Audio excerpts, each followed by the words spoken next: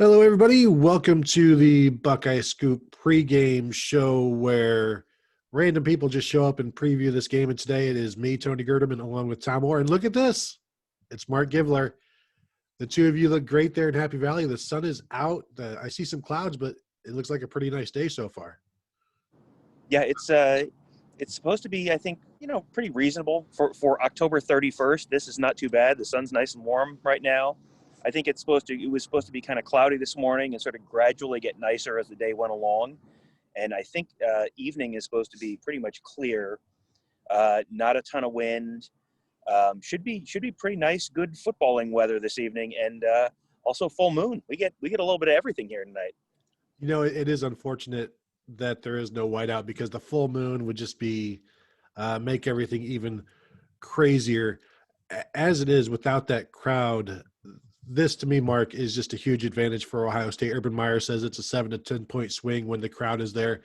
Having no crowd might be the difference in this game, other than the talent. But the crowd equates the talent, and now with no crowd, now you've got an Ohio State team that is more talented and then can also communicate better.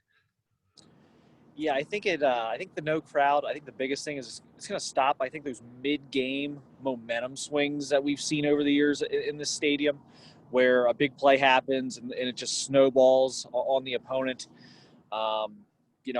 The one thing without the crowd, though, I would say is, for Ohio State is I think that can get you amped up pregame. So they're going to have to kind of manufacture their own energy at the beginning of the game to make sure they're ready to go when the ball is teed up. But I think in terms of mid-game momentum shifts and communication and things like that, it's a huge advantage for Ohio State to not have to deal with the crowd. And so now the team just hangs out at the hotel for a while, and then they'll eventually get to the stadium, and it's a very long day, especially this time with everything going on now. So they'll do some walkthroughs at the hotel. All of the COVID testing has been done. Who knows what that will be? Ryan Day said this past week, it's kind of terrifying as a head coach, knowing that you're going to Penn State and testing Saturday morning, and you hope everybody's going to be clear, but you don't know. We saw just today, I don't know if you guys saw, Brandon Peters is out for Illinois, as is backup quarterback Isaiah Williams. Okay. And funnily enough, they're still choosing to play. Barry Alvarez is obviously not their athletic director, clearly. So that's just one of those things that they'll have to deal with. Everybody will have to deal with this year. And no, we have not heard anything about any testing, which is now just the new normal. Hey, I'm seeing it on the Ask the Insiders board. Hey, when's the testing? Do we know what's going on? And as we all know, Ryan Day is super secretive about everything. He didn't even say today on game day whether Chris Olave was going to play. So you're not going to get anything from him about COVID until when you guys are there watching to see who's dressed and not, and so Tom, you'll be there in the stadium, eyes on everything. Please don't miss anything. I will do my very best. This week will be a lot easier because they are not allowing us out of the press box, which means I'm not going to have photos really to shoot. So I can really just focus on who's warming up, who's, kind of tick down a mental roster, like who am I not seeing out there right now? Because I'm sure Ohio State's not going to make that available to us much in advance of the game, if at all. That's something that they typically will, after the ball leaves the tee, kind of mention, casually, oh, yes, by the way, so-and-so is not available today. So I would anticipate we will probably not have an official answer on any of that kind of stuff until close to kickoff. But we may be able to sort of figure out, hey, there's a wide receiver who's normally out there who's not out there, and I don't see him, just dressed just in a jersey and sweatpants either. So, we'll see. This is going to be a really interesting day for the team because this is always, like, they always talk about sitting around the hotel all day with before a night game and just you're watching games and whatever. Staying in a hotel is a little weird. This is the first time I've been in a hotel since this has all started, and when you get to the hotel, they have a sticker on your door like it's a crime scene, and you have to break the tape to go into the room, and it says Lysol, sanitize for your protection, and limits on how many people can go in the elevator. And They're not going to clean your room between days unless you specifically ask them to, according to a sign in our bathroom. Like, it's a little different being in a hotel now than it is normally. So, and the continental breakfast was also pretty lackluster this morning. No eggs and bacon and sausage, just some muffins and bagels and coffee. So it's I'm sure Ohio State will be eating better than we did this morning, but it's even this is always a little weird being on the road and being in a hotel all day for a night game. It's going to be a little more weird this year, I think. Yeah, well, we all have to make sacrifices. I am surprised you've never had to stay at a hotel where there's been crime scene tape. Dang it, I screwed that up. So let's talk about the game, because for me there are really just two main factors, and both of them I think revolve around the Ohio State offense. But I want to start first with the Penn State offense, and they did not run the ball very well last week. It was mainly Sean Clifford who picked up like a 35-yarder rush for 119 yards for Penn State. And Mark, I'm really thinking this is going to be a JT Barrett type game for Sean Clifford, where he's going to lead the team in carries or close to it. They might try to get there. Devin Ford had 20 carries last week for 69 yards, but it was really Clifford. And I think if the Buckeyes can contain Clifford just running the ball, I don't really respect him as much as a passer, especially with the receivers that Penn State has this year. If they can just keep him from picking up 7 yards on 3rd and 6, like routinely, and just keep him contained in the running game, I feel pretty good that Ohio State's going to contain this offense. Yeah, I mean, I would try and dedicate, whether it's Baron Browning or one of the other linebackers, I would try and dedicate a linebacker to kind of just making sure when the play breaks down, he doesn't get loose on you, because it just seems like that's going to be the key to stopping the Penn State offense, because I don't know that they can just line up and, throw it 35, 40 times with great success. I don't think you need to be particularly aggressive defensively. I actually think you can kind of just sit back and, again, instead of worrying about blitzing and applying pressure from your back seven, I think you can just kind of, make sure someone's got their eyes on Clifford at all times and rely on that front four to make life miserable and make him beat you with his arm. I don't know. I think that's going to be a hard path for Penn State if that's the setup. Tom, if they stop Clifford, then the other guy that they need to focus on is tight end Pat Freiermuth, I would assume, because you can leave Jahan Dotson up with any of the corners and you would think you'd be good enough. It's really containing Freiermuth, but if he's 7 for 60 like he was last week, or was like 5 for whatever against Ohio, 6 for 50 maybe last year against Ohio State, I think as long as he's around 9 yards a catch, it almost doesn't matter how many catches he gets, unless we're talking like 16 or 17 and he's just moving the chains constantly and he's just a big pain in the butt. But really, for me, this might be the biggest test for the Ohio State defense in terms of how are they going to do it. I know they focused on it this week. Mark mentions Baron Browning. That's one of the guys we're wondering, like, I don't know that anybody really expects him to do well against Freiermuth if he has that task. Al Washington said he's a very good in coverage. This might be an opportunity to see that, or maybe this is going to be where we see Baron Browning rushing the passer for the first time. But Tom, Freiermuth, how do you think they're going to stop him? Yeah, I have a bunch of answers that are, well, I don't think they're going to do this.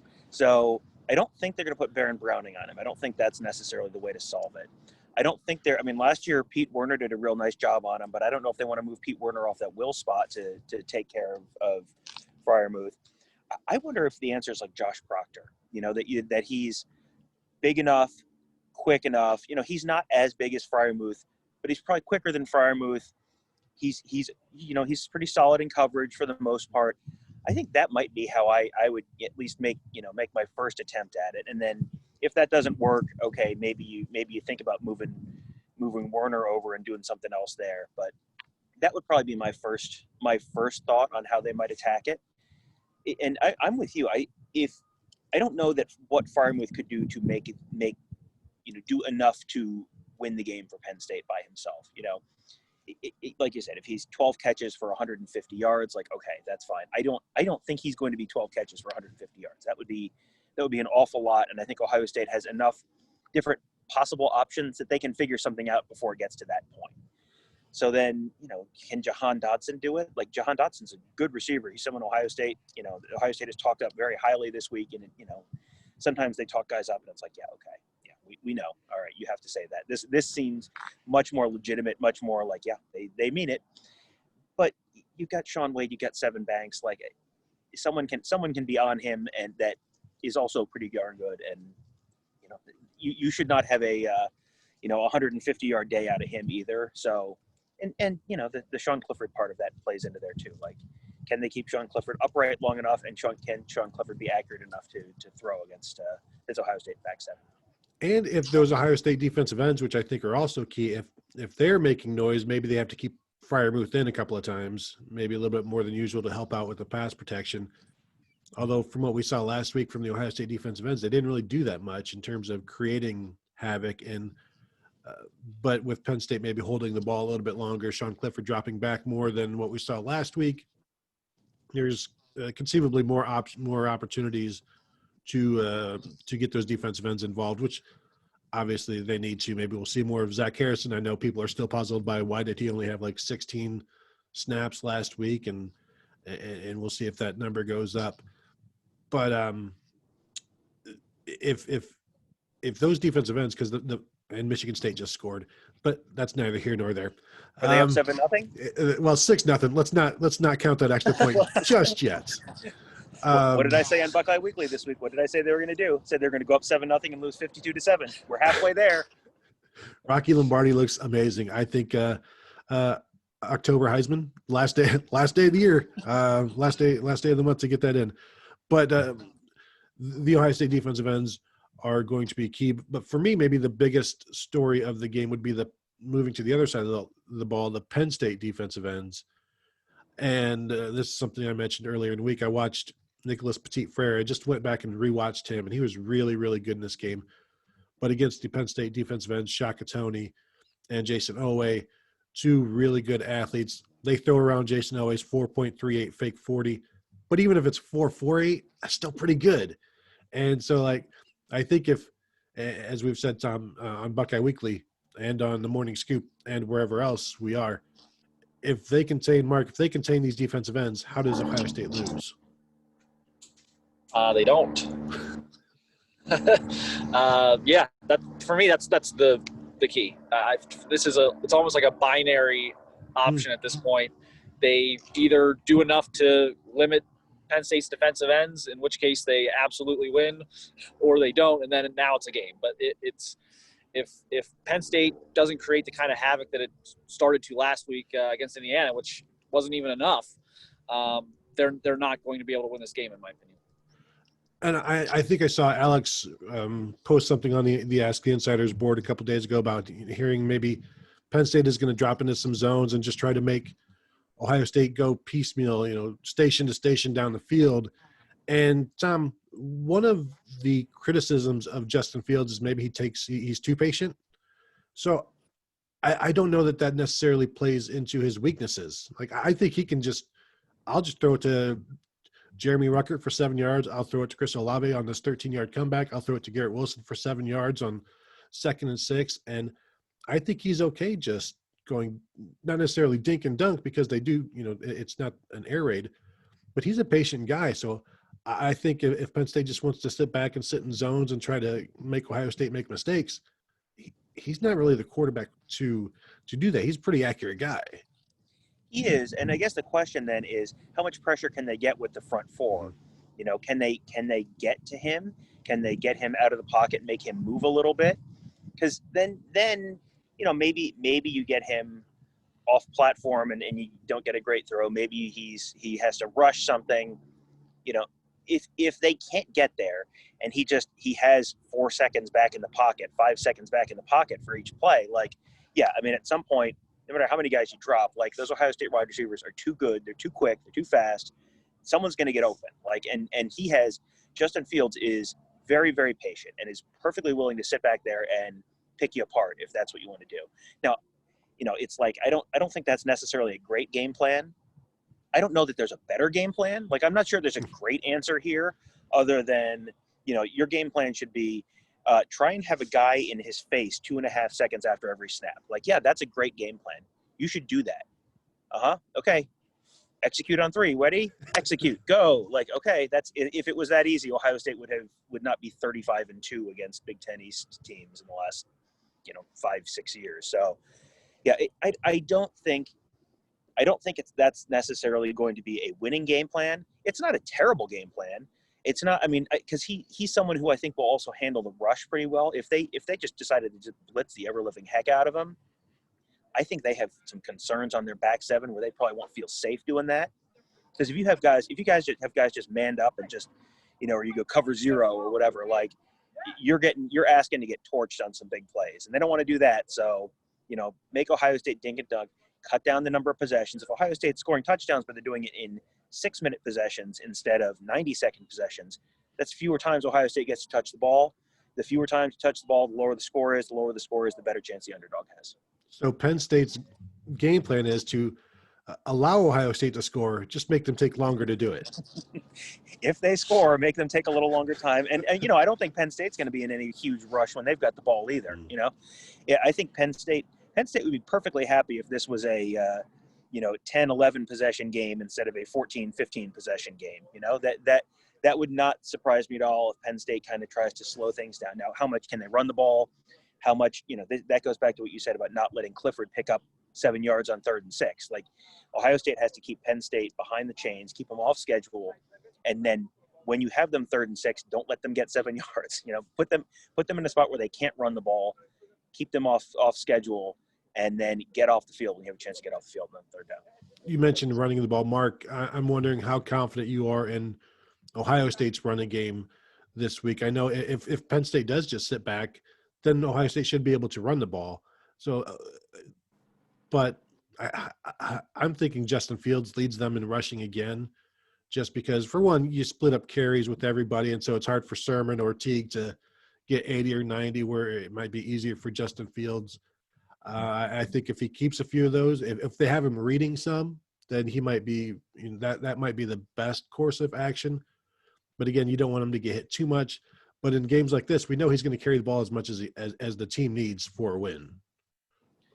Yeah, it's going to be interesting. Last week wasn't exactly super encouraging on the running game. A lot of discussion about, Fields should have kept, on these 4 or 5 plays. And Ryan Day's never going to tell us if it's how often it's a straight give and how often it's a read. So those may have been straight gives. My guess is he'll have more freedom to pull it tonight.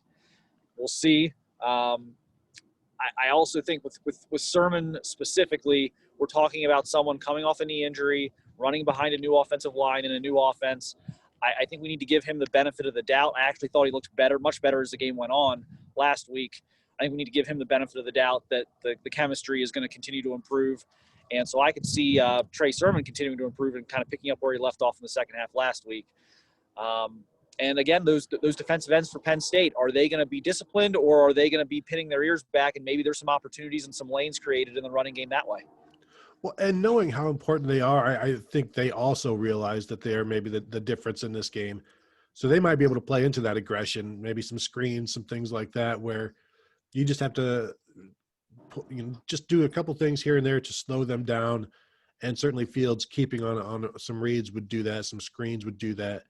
And then you just slow them down. And but not having a wideout will also make things so much easier for Nick Petit-Frere and Thayer Munford in that pass blocking, because when it's loud like that, they can't hear anything. So they're looking at the ball. And then when the ball is snapped, then they look up at their defensive end. Now they can just keep their eyes fixed on the guy across from them, which is going to give them that extra step, that extra split second of advantage that they need.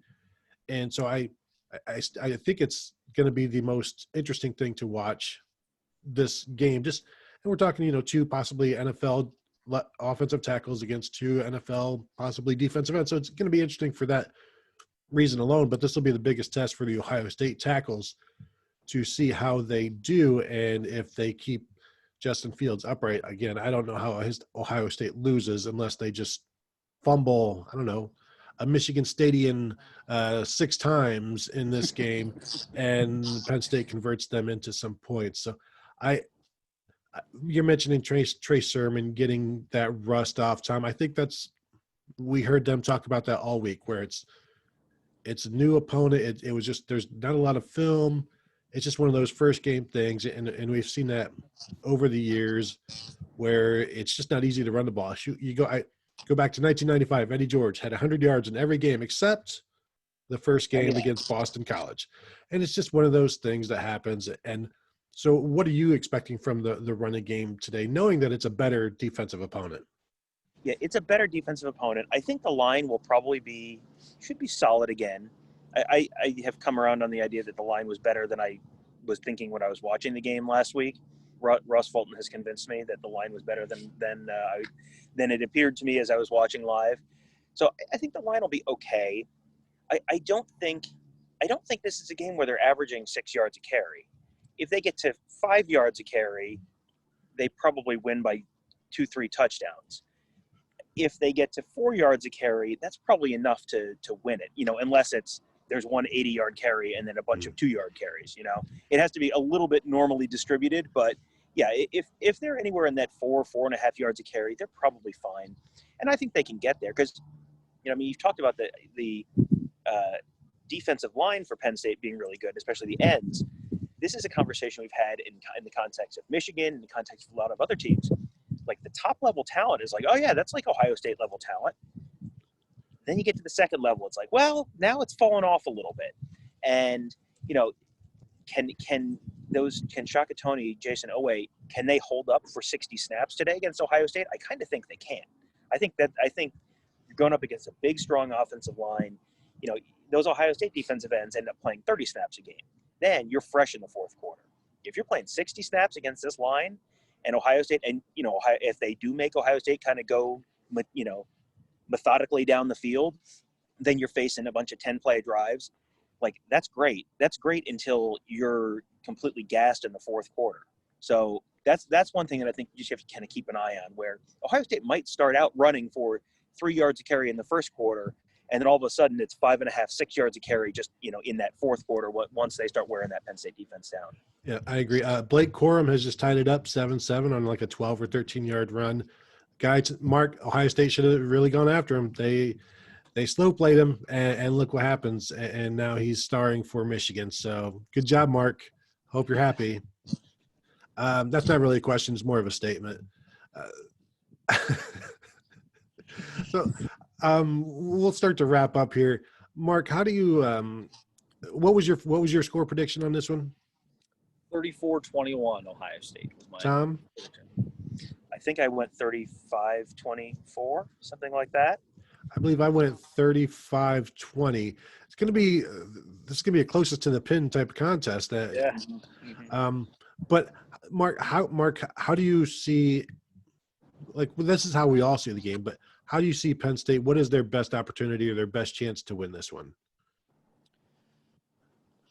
They've got to pressure Fields. Those defensive ends have got to make his life difficult.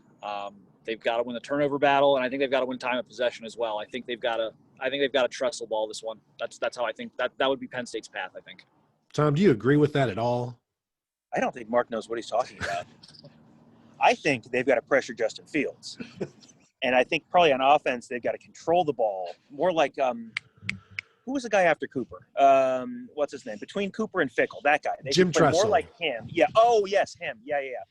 If you remember, he had a unique style of offense where have you ever put your car in neutral in a like very slightly sloping parking lot? Mm-hmm. That was how Jim Tressel played offense. And I think they have to do something like that. Yeah, I think Marc may be somewhat on to things.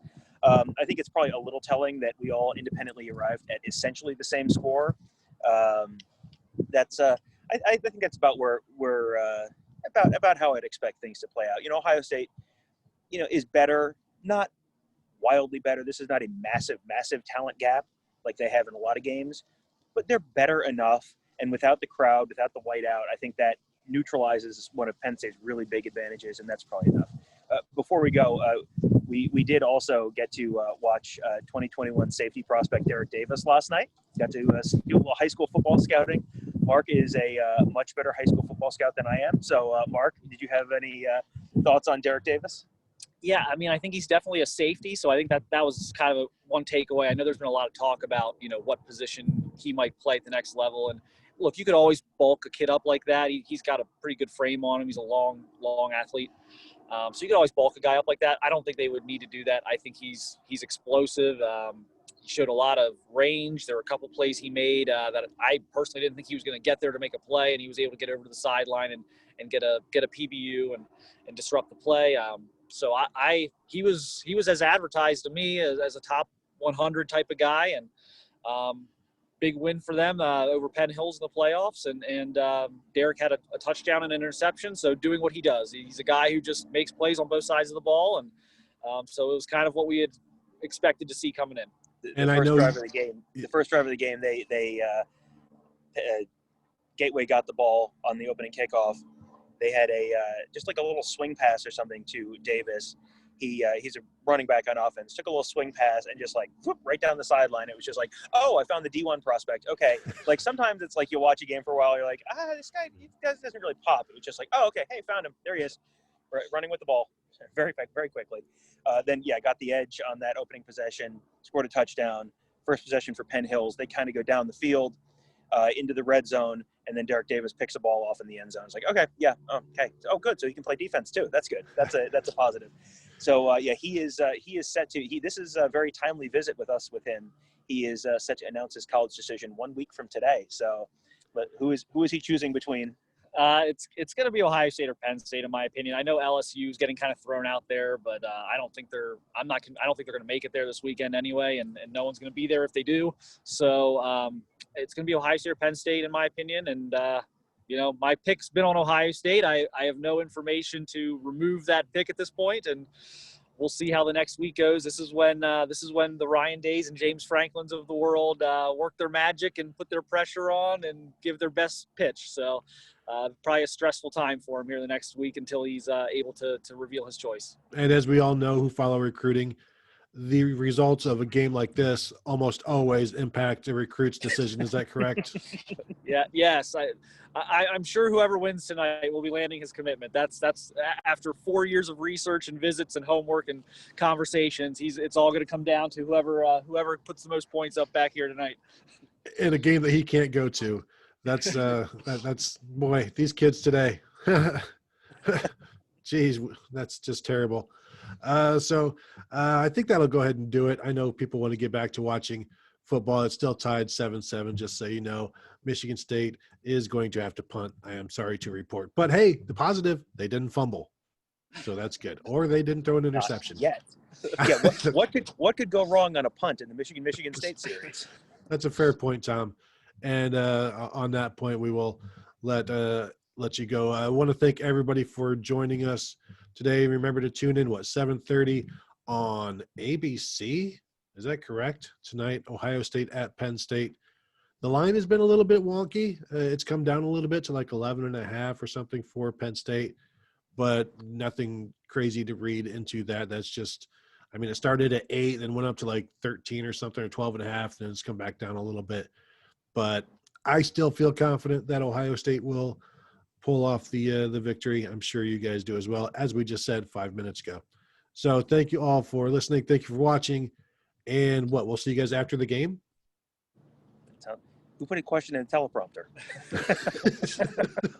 Yes, we will see you after the game, period. Maybe an exclamation point. We'll see how the game goes. Let me read this part about San Diego. What does this say here? No, that'll be like, I don't know, 1 a.m. Who knows? Yeah, typically these games, the 7:30 game on network means it's going to end at about 11:30, and then the press conference will start at about midnight and go probably about half an hour. So yeah, I would say 1:30 in the morning, and we'll do the same thing. We'll stream it like this, and you guys are invited to join us to watch along. But yeah, it'll be a late one tonight. But if Ohio State wins, we'll see. Maybe a raucous crowd in the Q&A section of the Q&A section of the chat. I'm back home. I told my wife, like, hey, just so you're aware, I'm going to have to be doing like a podcast at like 1:30 in the morning. So if you hear my voice for no reason, that's what it is. Don't worry. And she's just like, are you still doing that football stuff? My wife is very supportive. So we'll go ahead and say goodbye to everybody. Hope you all have a good day and enjoy the game, and we will talk to you guys later.